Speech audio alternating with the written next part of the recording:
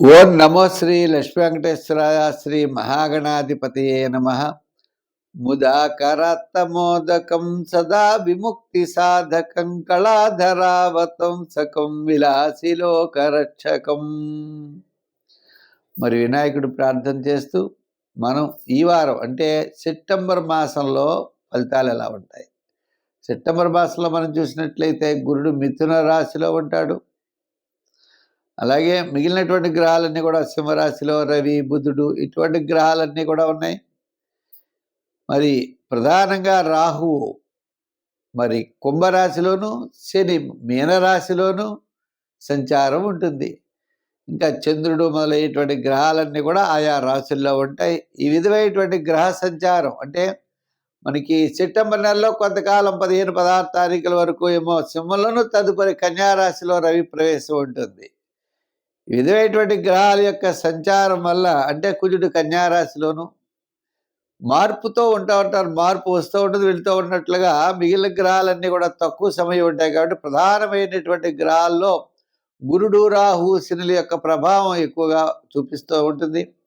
అంచేత ఈ రాశులకి మనకి సెప్టెంబర్ నెలలో మనం ఎలా ఉన్నది, మనం ఏ పరిహారాలు చేసుకోవాలి, ఏ పరిహారాలు చేసుకుంటే మన జీవిత లక్ష్యం పాజిటివ్ వైబ్రేషన్స్ డెవలప్ అవుతాయి, అనుకూలమైనటువంటి ఫలితాలు ఉంటాయి. వ్యతిరేకంగా ఉండే సమయంలో అనుకూలంగా కూడా మనం చేసుకోవచ్చట. అంచేత గ్రహారాధన ద్వారా, పరిష్కారాల ద్వారా, పరిహారాలను పాటించడం ద్వారా గ్రహ వ్యతిరేక భావాలను తగ్గించి అనుకూలమైన భావాలుగా మానవుడు తీసుకునే అవకాశాలు మానవుడికి ఉన్నాయి. అందుచేత మనకు అనుకూలమైనటువంటి గ్రహాలు, వ్యతిరేకమైన ఫలితాన్ని ఇచ్చేటువంటి గ్రహాలు మనం అనుకూలంగా మార్చుకునే ప్రయత్నం చేద్దాం. ముందుగా మన రాశి గురించి తెలుసుకుందాం. మకర రాశి. ఈ మకర రాశి వారికి సెప్టెంబర్ నెల మిశ్రమైనటువంటి ఫలితాలు కనపడుతున్నాయి. ప్రతి పని కూడా శ్రద్ధగా చేయాలి, నిదానంగా చేయాలి. చేత ఈ మకర రాశి వారికి గురుడు షష్ఠ స్థాన సంచారం, గ్రహాలన్నీ కూడా మిశ్రమైనటువంటి ఫలితాలు ఉన్నాయి. శుక్రుడు సప్తమ స్థాన సంచారం వల్ల విందులు వినోదాల్లో పాల్గొవచ్చు, సమయానికి చక్కని భోజనం చేయొచ్చు, కానీ పనులు మాత్రం ఆలస్యం అవుతూ ఉంటాయి. చేత తృతీయ స్థానంలో శని యోగవంతుడు, ఆయన చేయగలిగిన పని ఆయన చేస్తాడు. మరి గురుడి యొక్క బలం చాలా తక్కువగా ఉండడం ద్వారా మిగిలిన గ్రహాల యొక్క బలం కూడా చాలా తక్కువగా ఉంది. రవి యొక్క బలం కూడా తక్కువగా ఉంది, కుజుని యొక్క బలం. ఇలా మనం చూసుకుంటే మిశ్రమైనటువంటి ఫలితాలు మిగిలిన గ్రహాలు కనపడడం ద్వారా, ఒక్క శని తప్ప మిగిలినవన్నీ కూడా మిశ్రమంగా ఉండడం ద్వారా స్వల్పమైనటువంటి సమస్యలు ఎదుర్కొనే అవకాశాలు ఉన్నాయి. చాలా నిదానంగా ఉండాలి, అనవసరమైన వ్యవహారాలకి దూరంగా ఉండాలి, ఆర్థిక వ్యవహారాల్లో జాగ్రత్తలు తీసుకోవాలి, బంధుమిత్రుల యొక్క సహాయ సహకారాలు తీసుకోవాలి. వాళ్ళతో కూడా లేనిపోయినటువంటి విభేదాలకి వెళ్ళరాదు. సహచరులతో కూడా మనం వెళ్ళకూడదు. తప్పనిసరిగా మీరు విజయం పొందాలి అంటే సహనము, ఓపిక మీకు తప్పనిసరిగా ఉండాలి. తద్వారా దాని ప్రభావం వల్ల మాత్రమే మీరు విజయం పొందగలరు. చిన్న చిన్న విషయాలు పక్కన పెడుతూ ఉండాలి, మంచి ఆలోచనలతో ముందుకు వెళ్ళాలి, నూతనమైనటువంటి ప్రయత్నాలకి శ్రీకారం చుట్టాలి. రాబోయేటువంటి కాలంలో మనం ఏమి చేయాలి, ఎలా చేయాలనే ప్రణాళికలు వృత్తుల వారికి చాలా అవసరం అవుతుంది.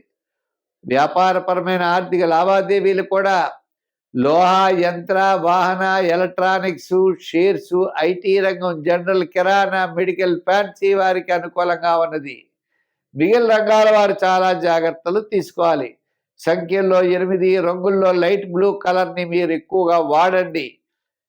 అంతేకాకుండా మీరు చిన్న చిన్న విషయాలు, గురుగ్రహ ప్రీతి కోసం దత్తాత్రేయ చరిత్ర రోజు చదవండి, దత్తాత్రేయుడి యొక్క మంత్రాన్ని చదవండి, కాల భైరవాష్టకాన్ని చదవండి, శివాలయానికి వెళ్ళి రోజు 5 ప్రదర్శనాలు చేయండి, స్వీట్ పదార్థాలని గురువారం పంచిపెట్టండి. ఇలా గురుగ్రహ ప్రీతి కోసం మీరు చేసినట్లయితే తప్పకుండా మీరు విజయం సాధించగలరు. స్వస్తి. కుంభరాశి. ఈ కుంభరాశి వారికి సెప్టెంబర్ నెలలో జాగ్రత్తలు తీసుకోవాలి. అంటే గురుడి యొక్క బలం చాలా అనుకూలంగా ఉంది. తద్వారా కుటుంబ ఆర్థిక సంతానపరమైన వ్యవహారాలు ప్రోత్సాహకరంగా ఉంటాయి. బంధుమిత్రుల యొక్క గౌరవం పెరుగుతుంది, సమాజంలో గౌరవం పెరుగుతుంది, అన్నింటా విజయాన్ని సాధించగలుగుతారు. అనారోగ్య సమస్యలున్నా తగ్గుతాయి. భార్యాభర్తల అన్యోన్యతా విషయంలోనూ ఇబ్బందులు తగ్గుతాయి. విద్యార్థులు శ్రమ పడవలసి వస్తుంది.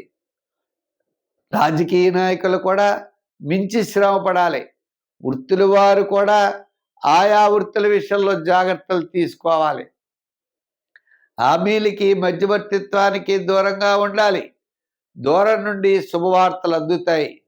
పెట్టుబడుల విషయంలో, హామీల విషయంలో మనం జాగ్రత్తలు తీసుకోవాల్సిన అవసరం ఈ కుంభరాశి వారికి ఉన్నది.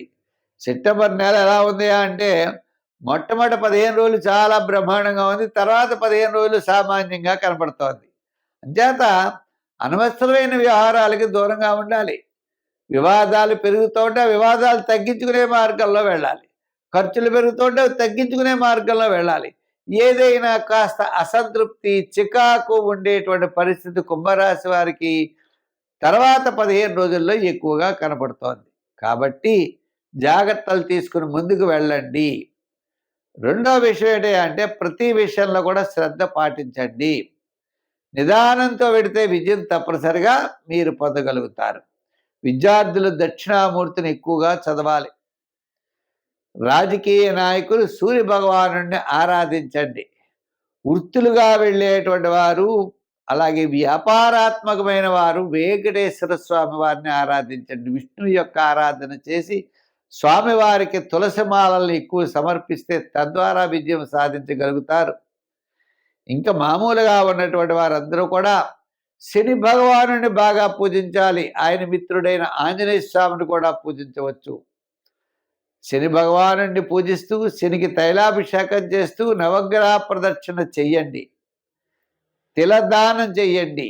జమ్మి చెట్టు చుట్టూ ప్రదర్శనాలు చేయండి. శని భగవానుడైన వాహనం వాయుసం కాకి రోజు ఆహారం పెట్టండి. చీమలకు పంచదార వేయండి. మంచి కార్యక్రమాలు ఆచరించండి. 10 మందిని మీరు ఆదుకోండి. తద్వారా మీరు విజయం సాధించగలుగుతారు. స్వస్తి. మీనరాశి.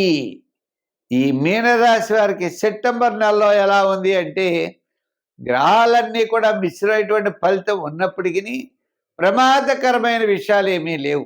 సాఫీగా వెళ్ళేటువంటి పరిస్థితులు ఉన్నాయి. చాలా నిదానంగా వెళ్ళవలసినటువంటి పరిస్థితులు ఉన్నాయి. సెప్టెంబర్ 15 వరకు ఆత్మవిశ్వాసం మీలో ఉంటుంది. తద్వారా విజయాన్ని సాధించగలుగుతారు. సెప్టెంబర్ 15 తర్వాత సూర్య భగవానుడు సంచారం సప్తమ స్థాన సంచారం. అంటే సప్తమ స్థాన సంచారం వల్ల కాస్త పెద్దగా ఫలితాలు ఉండవు. మిగిలిన గ్రహాలన్నీ కూడా పంచమంలో శుక్రుడు, మరి షష్ఠంలో కుజుడు యొక్క బలం కూడా మీకు బాగుంటుంది. ఇప్పుడు సప్తమంలో ఉన్నాడు కుజుడు.